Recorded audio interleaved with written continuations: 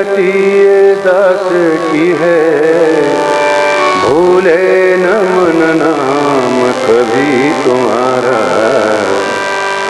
निष्पाप हो के दिन रात गाऊं श्री कृष्ण गोविंद।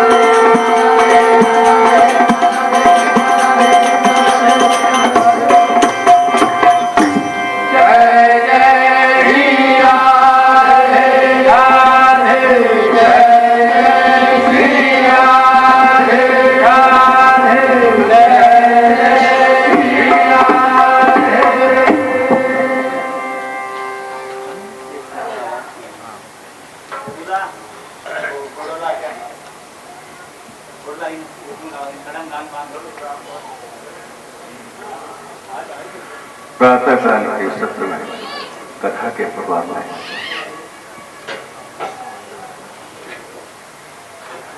विदुर जी का सत्संग धृतराष्ट्र को मिला।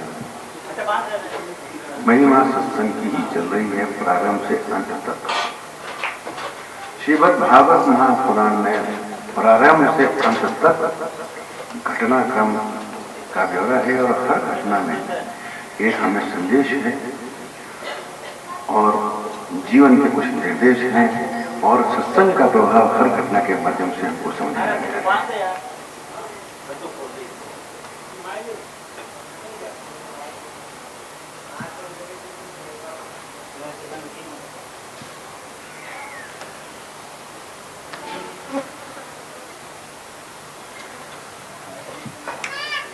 बिना सत्संग विवेक न होई और राम कृपा बिना सुलभ न सोई। सत्संग के बिना जीवन में हमें विवेक जागृत नहीं होता। विवेक का अर्थ है वो समझ जिससे हमको अपने अंदर जीव की दृष्टि से भले और बुरे का ज्ञान होता है। हित किस्म है, अहित किस्म है, किसमें लाभ है, किसमें नुकसान है। जीव दृष्टि से शरीर के लाभ है तो हानि लाभ जीवन मरण जैसे अपने सुविधि खाते हो तो ध्यान भगवान प्रारंभ के अधीन है, आगे के अधीन है।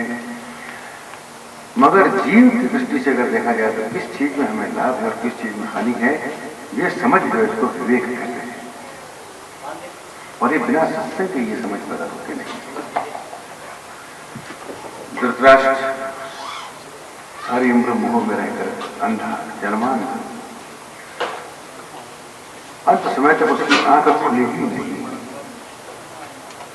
वैसे बाहर से तो अंधा था ही, मगर जिसकी आंख भगवान की ओर कभी खुली ही नहीं, उसको भी हम जन्मान ही कहते हैं। संत महात्मा कहते हैं कि अंधा इसको अभी यही सूझ नहीं पाता है कि कौन सी चीज हमारे लाभ की है, कौन सी चीज हमारा हानिकारक है और कौन सा मार्ग है जो हमको देखना चाहिए। मगर भगवान की कृपा के बिना ये समझ में नहीं आती, और भगवान की कृपा हो जाए तो सारे असंभव कार्य संभव हो जाते हैं। जाति कृपा पंगु गिरी लंघे, अंधे को सब कुछ दर्शाई, चरण कमल बंदो हरि आई। ये भगवान आपके चरणों की वंदना करता हूँ, उनकी कृपा से सब कुछ संभव हो जाता है।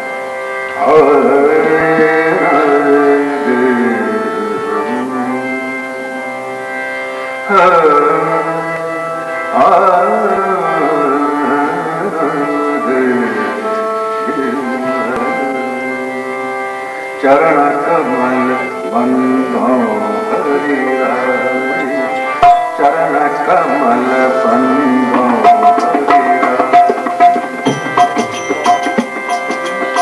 चरण कमल बंदो हरि आई, चरण कमल बंदो हरि आई, बंदो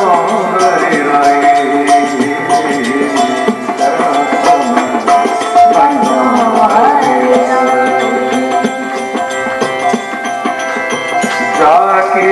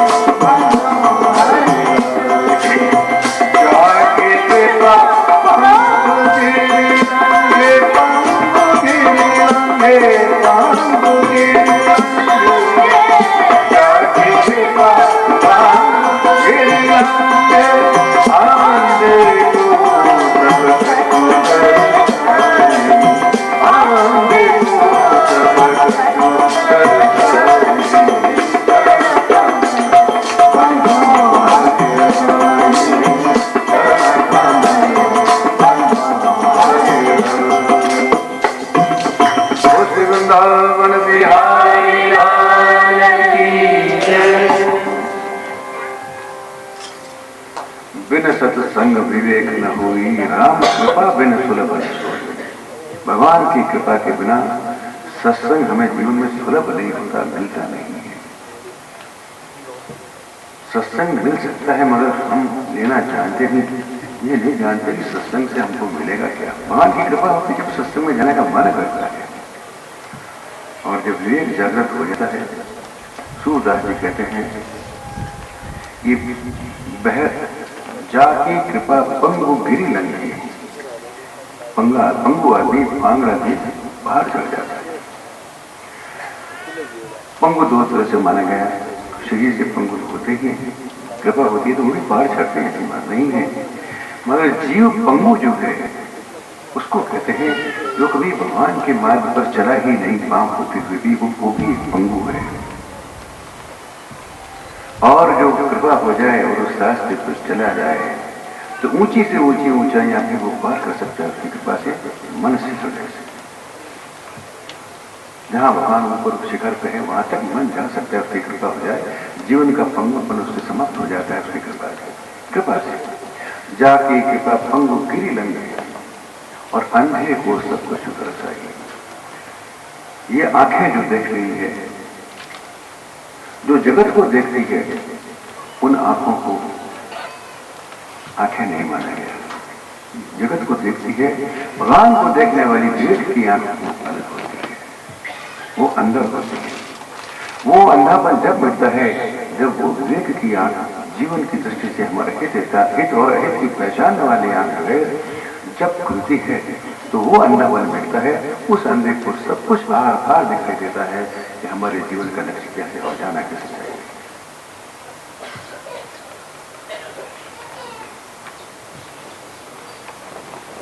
शांति से करा जाए तो अच्छा है, मगर उसकी कृपा के बिना संभव नहीं। जाति कृपा पंगु गिरी लंघे, जीव का पंगुपन जो कभी भगवान के मार्ग पर चला ही नहीं, ये पांव होते हुए भी भगवान के मार्ग में नहीं गया, वो जीव पंगु है। शरीर में पांव होते हुए पंगु ही कहते हैं महात्मा उसको। और अंधे को सब कुछ दर्शाई। उसकी कृपा हो जाए तो जीवन का अंधापन मिट जाता है, भगवान के रास्ते सूझने लग जाते हैं, दिखाई देने लग जाता है, हित की पहचान हो जाती है। और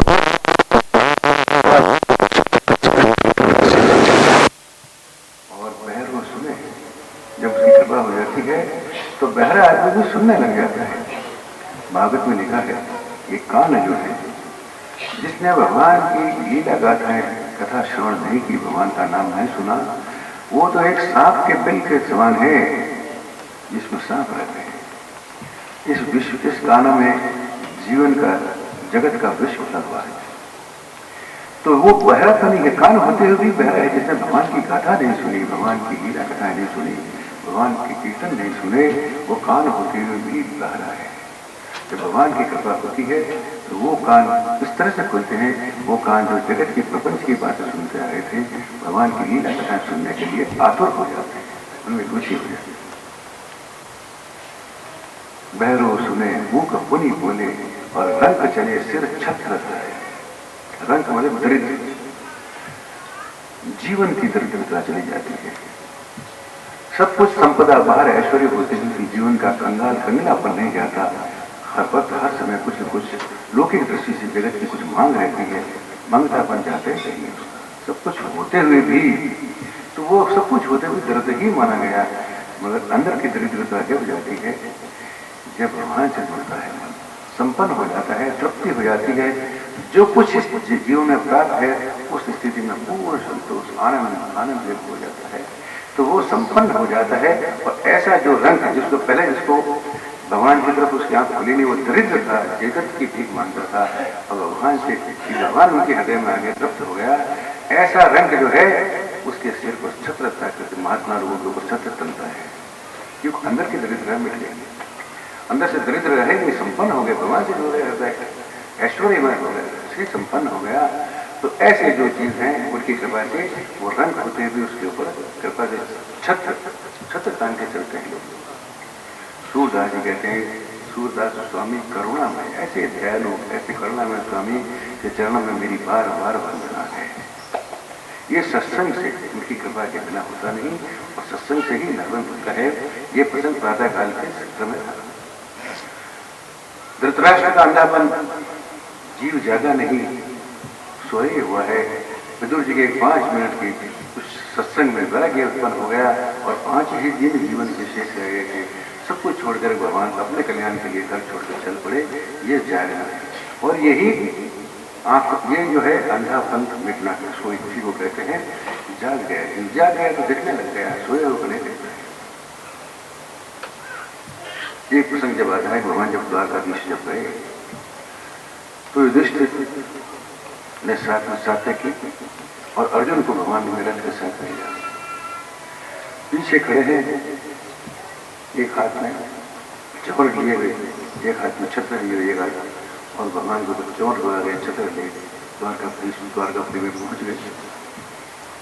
6 महीने हो गए, कोई सूचना तक नहीं आई कि अर्जुन जो साथ गए थे और भगवान वहां है, उसके बाद उसकी कोई सूचना तक युधिष्ठिर को आई नहीं। बड़े चिंतित हुए। 6 महीने बीत गए, कोई सूचना आई नहीं।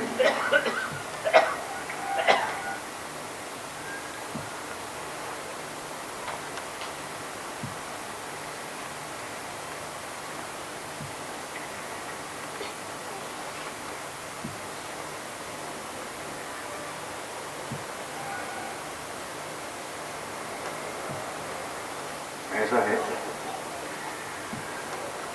कृपा ही की है महाराज ने कि प्रश्न पूछो, मगर नियम यह है कि कथा के प्रभाव में प्रश्न नहीं होना चाहिए, क्योंकि कथा के प्रभाव में सारे उत्तर दिए जाते हैं। उत्तर को सुन लेना ही पर्याप्त है। अगर प्रश्न इसके बाद कोई रहता है तो बाद में पूछना अच्छा रहता है। फिर भी क्योंकि ये भगवान की इच्छा से मैं मानता हूँ, उनकी इच्छा से ऐसा प्रश्न हमारे सामने आया है। संत महाराज ने लिखा है, नीचे श्री संत जी महाराज दस्तखत किए हुए हैं। लिखा है, कथा मृत से आत्मा का उद्धार होता है, ये सत्य है। क्या कोई रोग भी शरीर का नष्ट हो सकता है? इस बात पर 2 मिनट प्रकाश डालें तो अति कृपा होगी।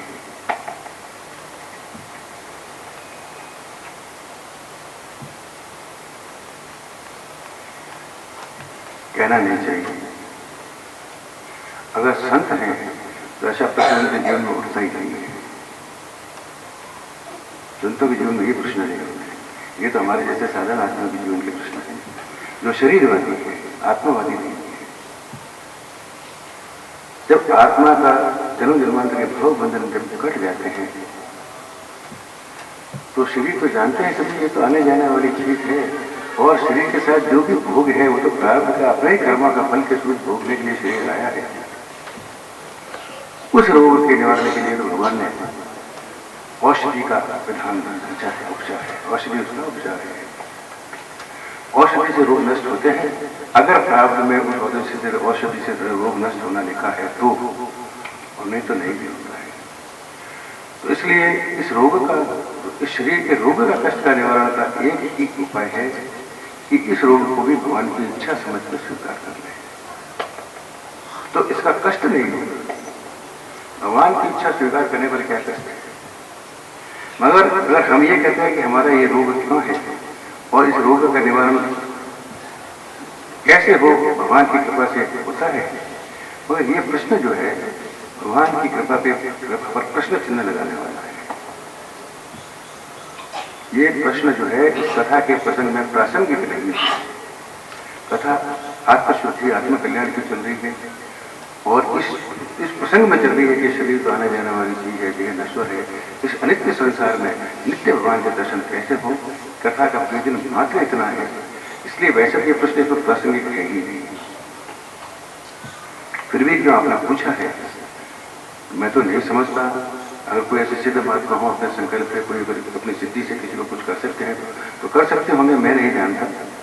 और वो शायद जब ही होगा जबकि उसके प्रारंभ में किसी संत की कृपा से रोग निवारण का कहीं लिखा हुआ है, तो ही होगा, नहीं होगा। ऐसा संत का सहयोग भी तभी होगा जब उसके प्रारंभ में, उसके विधान में कोई ऐसा कोई है, उसके विधान में ऐसी कई बातें तो हो जाएगा। कथा के प्रसंग में शरीर के रोग को नष्ट करने का कहीं प्रसंग इस पूरी कथा में नहीं आया है। बल्कि कुंती ने तो सुबह के प्रसंग में यह कहा कि ये कष्ट जो है, आपको कष्ट के लिए प्रार्थना की है कि आप उनको बार बार कष्ट दें ताकि उस कष्ट में आपकी स्मृति बन सके। और फिर कष्ट की बात करें तो विश्व पितामह तो बाणों की सैया पे सो रहे थे, शरीर को कितना कष्ट हुआ होगा। ये भी प्रसंग प्रातःकाल के संदर्भ में था। बाणों की सैया पर सो हुए भीष्म पिता भगवान की प्रतीक्षा कर रहे हैं। शरीर के कष्ट का आभास ही नहीं है क्योंकि चित्त भगवान में लगा हुआ है। यही इसका उपाय है। अगर चित्त में भगवान में लग जाए तो शरीर का भान नहीं रहता। जिस तरह से शरीर को ऑपरेशन करते हैं सर्जन, तो एक एनेस्थीसिया लगा देते हैं। एनेस्थीसिया लगाने से शरीर को चाहे काट के ले जाए तो भी जो है उसका पता नहीं चलता। इसी तरह से भगवान की कृपा हो जाती है, मन को एनेस्थीसिया लग जाता है। उस मन को कष्ट की अनुभूति होती ही नहीं है। जो मन भगवान में चढ़ के भगवान में लग गया, वो मन शरीर में होने वाले कष्ट की अनुभूति कर ही नहीं सकता। यही इसका एकमात्र उपचार है।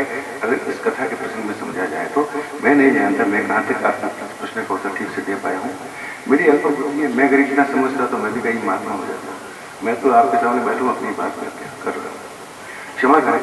मैं इस विषय में कुछ ज्यादा कहूंगा, ये प्रासंगिक नहीं है। और कोई साधारण अगर व्यक्ति अपने दस्तखत करके लिखता तो फिर भी, मगर पीछे दस्तखत हुआ श्री संत जी महाराज। संत जी महाराज अगर ये प्रश्न करेंगे तो हम क्या करेंगे?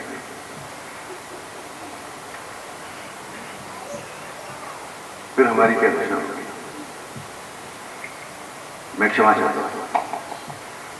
पहले तो कथा के प्रसंग में कभी प्रश्न होना ही नहीं चाहिए। ये श्रवण का प्रसंग है। ये प्रश्न करना, प्रश्न तो एक परीक्षित जी ने हमारी ओर से सबके लिए कर दिया। प्रश्न तो इसमें पूरी में एक ही परीक्षित के द्वारा 2 प्रश्न पूछे गए संपूर्ण भागवत में, और पूरी भागवत में 2 ही प्रश्नों का उत्तर दिया गया है शुरू से अंत तक। तो हमारी ओर से तो सारे प्रश्न का उत्तर सुखदेव जी महाराज परीक्षित ने प्रश्न पूछ लिए और सुखदेव जी महाराज ने जो है उसका उत्तर दे दिया। उसमें कहीं अगर हमको समाधान मिलता है तो हम ढूंढ सकते हैं। सब बहुत सारे उत्तर हैं उसमें।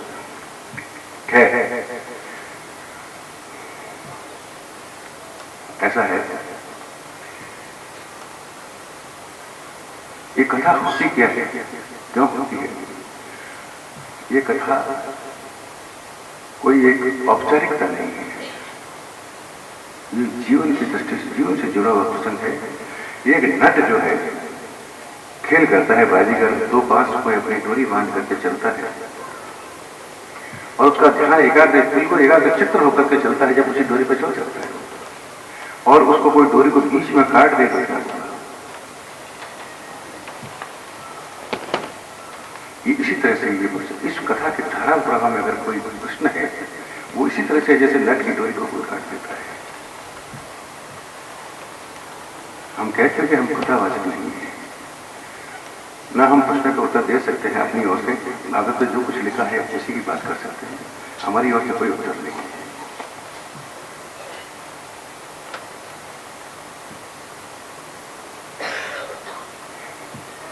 मैं किसी व्यक्तिगत रूप से किसी को कुछ नहीं कह रहा हूं। एक बात सिद्धांत की है, सिद्धांत धारा चल रही है। आप अगर ये कृपा करके मुझे बाद में ये बात, हम एकांत में बैठ के घर चल के बात कर सकते थे, मगर ये प्रश्न जो है इसका उत्तर सबके लिए देना भी चाहिए, क्योंकि देह बुद्धि से ऊपर उठ करके जाकर के भगवान में मिलने का प्रसंग चल रहा है। देह बुद्धि से हटना है, देह बुद्धि में फंसना नहीं है। कथा तो इस प्रसंग को लेकर के।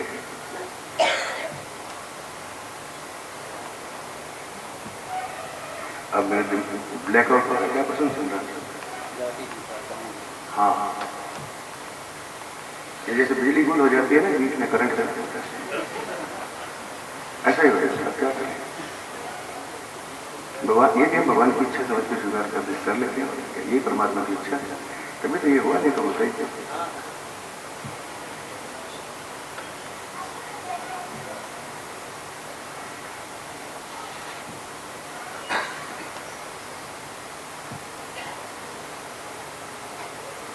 हमने अपने जीवन में तो ऐसा देखा है,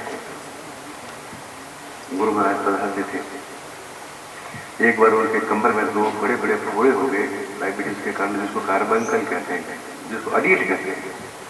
दो बड़े अडीट हो गए और रस्सी उसमें से जैसे पीछे से लोग दबा दबा के कटोरी कर रहे थे रस्सी। उस अवस्था में वो बैठकर चिमटा बजा करके अपने आनंद में सत्संग करते थे। उन्होंने तो अपने जीवन से इस प्रश्न का इस तरह से उत्तर दिया है, बात समझने के लिए। हमने जो देखा है वही कैसे। एक बार ट्रेन से जब उतरे, हम स्टेशन पर गए तो बहुत भयंकर बुखार था। हाथ पकड़ के जब रेलवे से उतरने लगे तो हाथ इतना गर्म हो। मैंने कहा महाराज जी आपको बुखार लग रहा है? हाँ होता रहता है। आए घर तुरंत स्नान किया, सत्संग करो।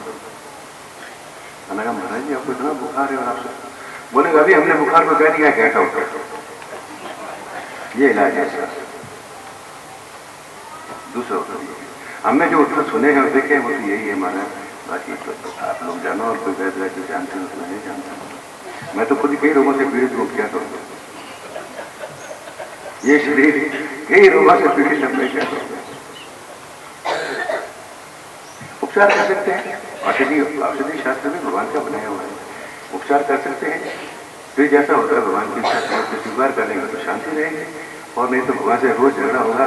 भगवान की कृपा होते हुए समझ में आएगी नहीं। ब्लैकआउट खत्म हो गया।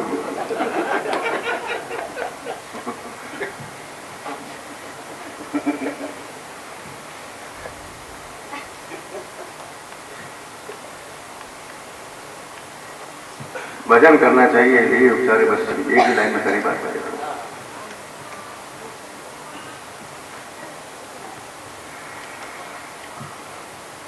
अर्जुन को कई हुए 6 महीने बीत गए, लौट के आए नहीं।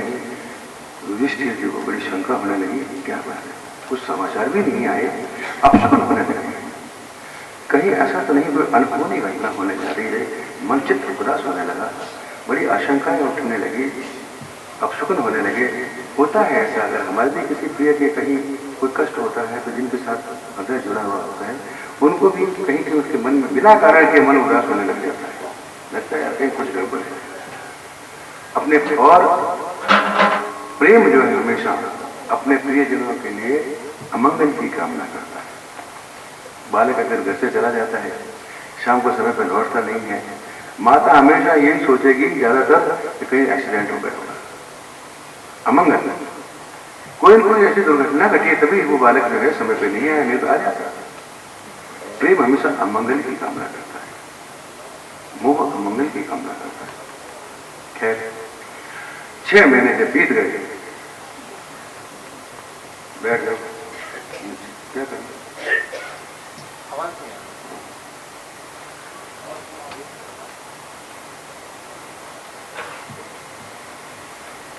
6 महीने बीतने पर अचानक एक दिन देखा तो अर्जुन चित्त उदास मुंह लटकाए हुए धीरे धीरे से आ रहे हैं। लगने लगा कि जो हमने सोचा था शायद वही बात है। भगवान के पास से अर्जुन आ रहे हैं और मुंह लटका हुआ, चित्त उदास, चेहरा एकदम उदास, भावों में दम नहीं, जैसे धीरे धीरे चल रहे हैं। आशंका और पुष्ट होती गई, जैसे जैसे नजदीक आए दिल धड़कने लगा। कुछ है क्या? मन उतावला होने लगा, क्या पूछूं, जल्दी से जल्दी पूछूं क्या हो गया।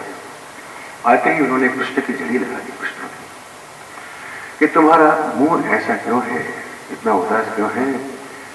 कहीं तुम क्षत्रिय हो और तुम्हारी शरण में आई हो कि तुमने रक्षा नहीं की हो, इस कारण से तुम्हारे चित्त। ये जितने प्रश्न पूछे गए हैं हमारे जीवन के वो संदेश हैं कि जो कर्तव्य करने योग्य अगर कोई नहीं करता है जीवन में तो उसके जीवन में उदासी और निराशा ही रहेगी। जो करने योग्य कर्तव्य है जो अगर नहीं करता है कोई तो उसके जीवन में कभी प्रसन्नता हो ही नहीं सकती। और वो ऐसे कौन कौन से कर्म है क्षत्रिय के लिए, वो सारे प्रश्न अर्जुन को पूछ डाले। कहीं तुमने किसी का अपमान तो नहीं किया, बड़ों का अनादर तो नहीं किया, ये भी। और ऐसा करता है तो भी चित्त उदासी आ जाती, वो मन प्रसन्न रह ही नहीं सकता। चेहरे पर उसके भाव झलकते हैं कि ऐसा तो नहीं है कि तुम्हारा किसी ने अपमान कर दिया हो और तुम अपने अहंकार के कारण चोट खा करके ऐसे हो गए हो। ऐसे कई प्रश्न पूछ लिए, सारे प्रश्न वो प्रश्न हैं जो हमारे जीवन के संदेश हैं कि ऐसे काम कभी न करना जो इस प्रश्न में पूछे गए, जिससे कि जीवन में उदासी छा जाए। ये संदेश है। सब पूछने के बाद जब पूछ चुके, जब अर्जुन बोले कि नहीं भैया, मैं ठगा गया, मैं ठग लिया गया। जिसको मैंने अपना सखा मानकर जैसा चाहा वैसा से उसके साथ व्यवहार किया, साथी तक बना डाला, और कभी विरोध में बहुत सारी बातें अनाप शनाप भी उनको कह डाली, अपमान तक कर डाला, जैसा चाहा और उन्होंने मेरे साथ मिलकर सब कुछ वही किया जो मैंने चाहा। एक साधारण मनुष्य की तरह व्यवहार करते हुए वही मेरे हितैषी, मेरे सुहृद, मेरे सखा, मेरे गुरु आज हमें छोड़ करके चले गए हैं शरीर से, और पता ही नहीं चला कि वो कौन थे। उनके साथ रहते हुए हमें समझ में ही नहीं आया वो कौन थे, मगर ये समझ में तब आया कि जाते समय उन्होंने मुझे कहा कि तुम इन गोपियों को अपने घर पहुंचा देना। जब मैं पहुंचाने गया तो वही अर्जुन था, मेरे पास वही गांडीव धनुष था, और जो जिसने कि कुरुक्षेत्र में सब योद्धाओं को विजय प्राप्त कर ली अपने गांडीव धनुष के बल पर, इसका जो मुझे अहंकार था ये मैंने अपने बल से जीता है। और जब ये अहंकार जब टूटा कि जब 4 लुटेरों ने मुझे बांध दिया पक्ष से और गोपियों के जब मैंने लूट के ले गए और मैं कुछ नहीं कर सका।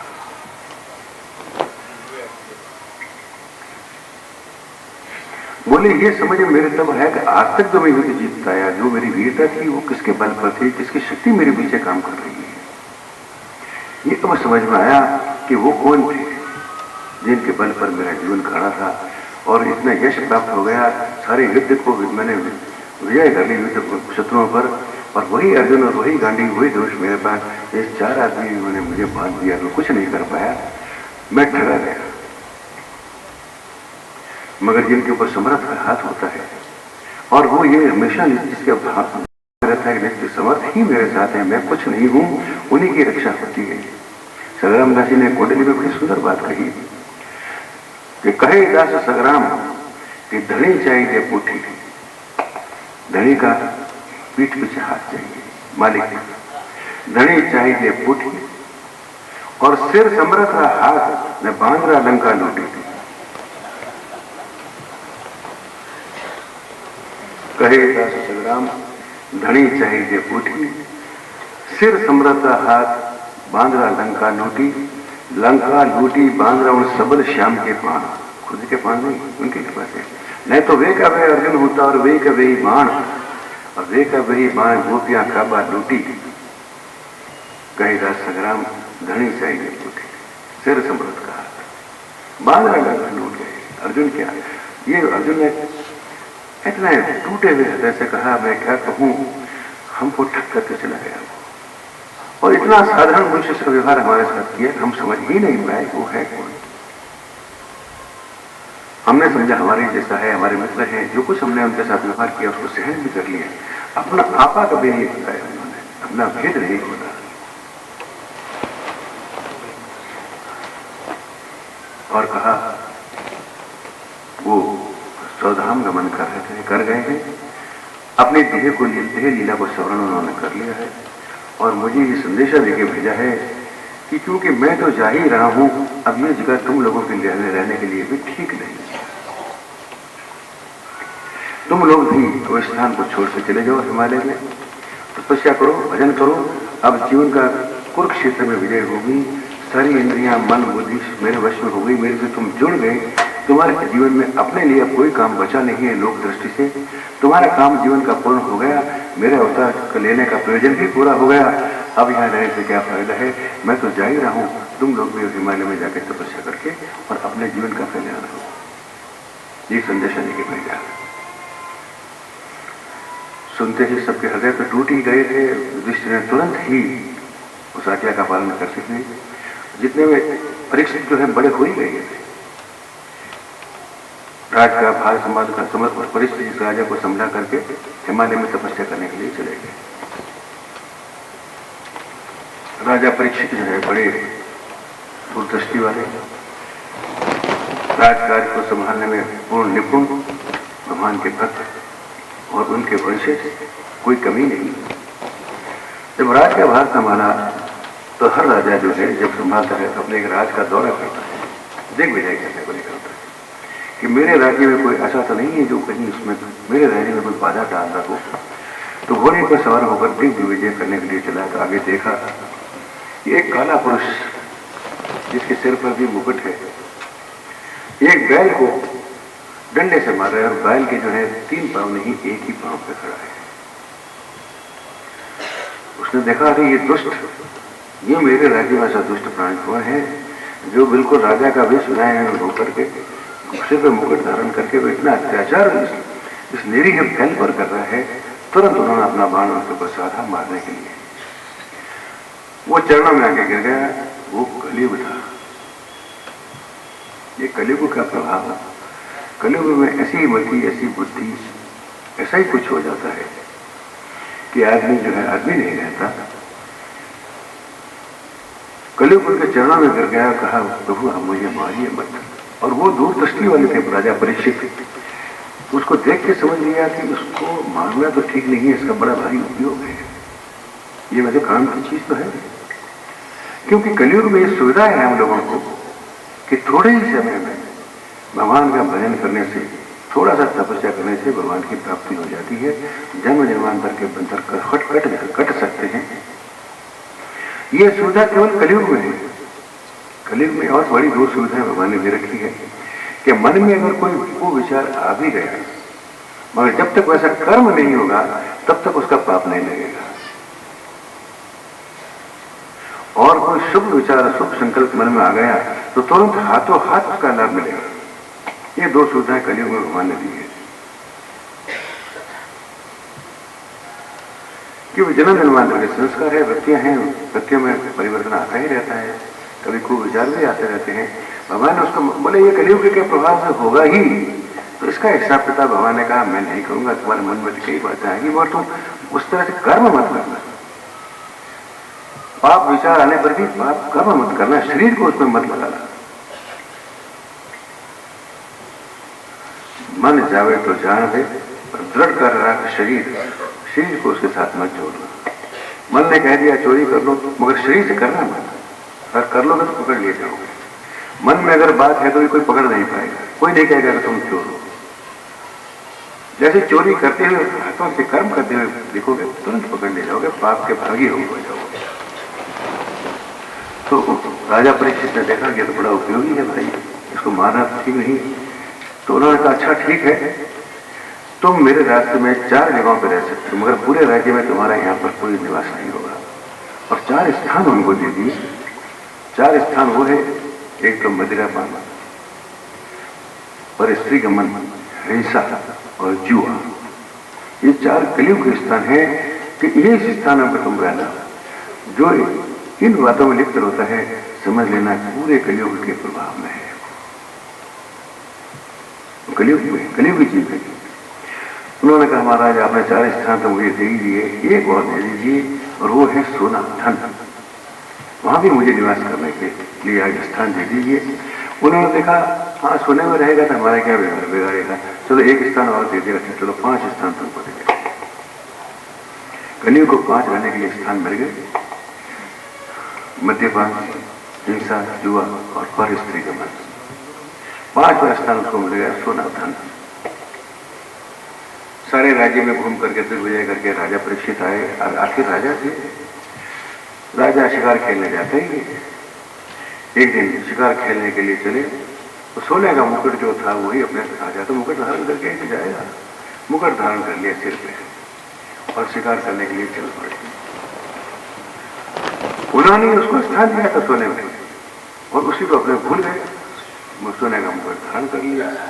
कलयुग के प्रभाव में मन आ गया। जाते जाते जंगल में थक गए, प्यास लगी, एक कुटिया दिखाई पड़ी। कुटिया में जाकर के देखा कि एक महात्मा समाधिस्थ होकर के आंखें बंद करके और समाधि में बैठे हैं। प्यास लग रही थी।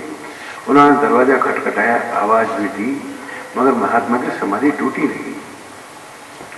वो जो संतों का भक्त, महात्माओं का भक्त, भगवान का श्री कृष्ण का वंशज, इतना धार्मिक व्यक्ति, उस कलयुग के प्रभाव से बुद्धि बिगड़ गई। उसने इस बात का ये अर्थ लगाया कि ये घमंडी पाखंडी ढोंगी है और मेरा अपमान करने के लिए इसने आंखें बंद करके जानबूझ करके बैठा हुआ है।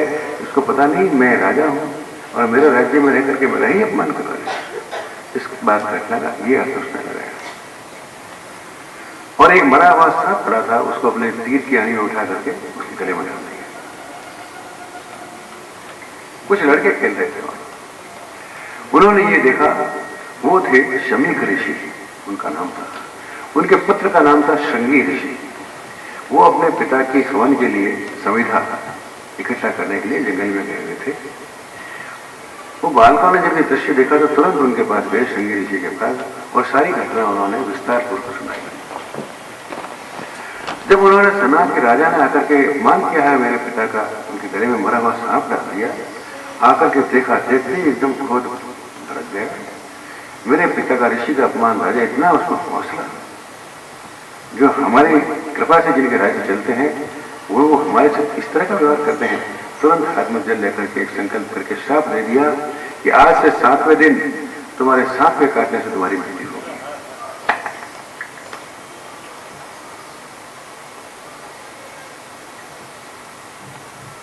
कुछ देर बाद जब समाधि टूटी शमीक ऋषि की, तो उन्होंने बड़े गर्व से योग्य आज्ञाकारी पुत्र होने के नाते उनको एक घटना सुनाई। पिताजी, उस राजा का मैंने बदला ले लिया जिसने आपके गले में मरा हुआ सांप डाल करके आपको अपमानित किया। मैंने उसको श्राप डाला है कि 7वें दिन सांप के काटने से उसकी मृत्यु हो जाएगी। और शमीक ऋषि जो वो तो ऋषि थे, अरे बोले, मूर्ख, तुमने ये क्या किया? वो राजा इस श्राप के योग्य है ही नहीं। इतने योग्य धर्मनिष्ठ और भगवान के संरक्षक होने का राजा, उसको तुमने ये श्राप देकर क्या काम किया? बहुत डांटा, बहुत लता, मगर श्राप तो होगा तो हो ही गया। उस महात्मा ने, क्योंकि महात्मा थे, उन्होंने अपने प्रति किए हुए अपराध का कभी भी उन्होंने बुरा नहीं माना, क्योंकि अहंकार शून्य था। वो सही सत्य क्या है, सच्ची बात क्या है, उसको पहचानते थे। आंखों पे भ्रम का प्रभाव पड़ा हुआ नहीं था उन्हें, ना अहंकार था। वो समझ लिया किसी भ्रमवश उन्होंने सांप डाल भी दिया तो क्या फर्क पड़ा है, आखिर वो राजा योग्य राजा है, राज्य का संभालने वही योग्य है जिसके कारण ये राज्य चलेगा जिसमें हम रह रहे हैं। उन्होंने कहा, ये मूर्ख, तुमने ये क्या किया? ये काम तुम्हारे लिए उचित नहीं, अच्छा काम नहीं किया। इधर जब राजा परीक्षित गए और जैसे सोने का मुकुट उतार के अपने महल में गए, जाते ही उनकी बुद्धि लौट आई और उनको याद आया, अरे मैंने ये क्या किया, किसी महात्मा के गले में सांप डाल दिया, इतना अपमान अनादर उनको ऐसा मैंने कर दिया, इतना घुर करते हो। और ये मन में सोचने लगे कि अब ऐसा मेरा अपराध है कि भगवान मुझे इसको कभी क्षमा न करे, तुरंत ही मेरा विनाश हो जाए। भगवान की कृपा से मेरा ऐसा अपराध हो चुका है जिसका कोई प्रायश्चित भी नहीं है। किसी महात्मा का इतना भारी अपमान मुझसे हो गया, बुद्धि बहुत है, क्योंकि सोने के उस कलयुग के प्रभाव से मुक्त हो गए, कलयुग का प्रभाव चला जाता रहा। इधर कुछ लोगों ने जाकर के सूचना दी कि श्रृंगी ऋषि ने, जो उनके पुत्र हैं, आपको ये श्राप दे डाला है कि आज से 7वें दिन सांप के कसने से आपकी मृत्यु होगी। बस आनंद हो गया उनके जीवन में। उन्होंने कहा, हो भगवान ने सुन ली, मेरी कितनी कृपा हुई कि जीवन के 7 ही दिन मुझे अवशेष मिले हैं और इन 7 ही दिनों में मुझे अपने जीवन का कल्याण करना है। और 7 ही दिन बचे हैं तो इस राज्य से अब क्या मोह है? सारे इतने जो हम राजा क्षत्रिय राज्य के राज्य में फंसे हुए मोह में आसक्त, उनके बंधन और महात्मा के सिवा और कौन काट सकता था? इस श्राप से मेरे बंधन करके मेरा मोह टूट गया राज से, और मैं भगवान के अपना कल्याण करने के लिए 7 ही दिन मेरे पास शेष बचे हैं। तो अब इस राज्य से क्या मोह है? तुरंत राजपाट छोड़ करके अपने लड़के जन्मेजय जो थे उनको समझा करके चले। फिर जन्मेजय ने राज में सर फेंके क्या? फिर वो एक दूसरी कथा, बात ये कथा इस प्रसंग की चल रही है कि श्रीमद् भागवत की कथा हमारे सामने कब और कैसे आई।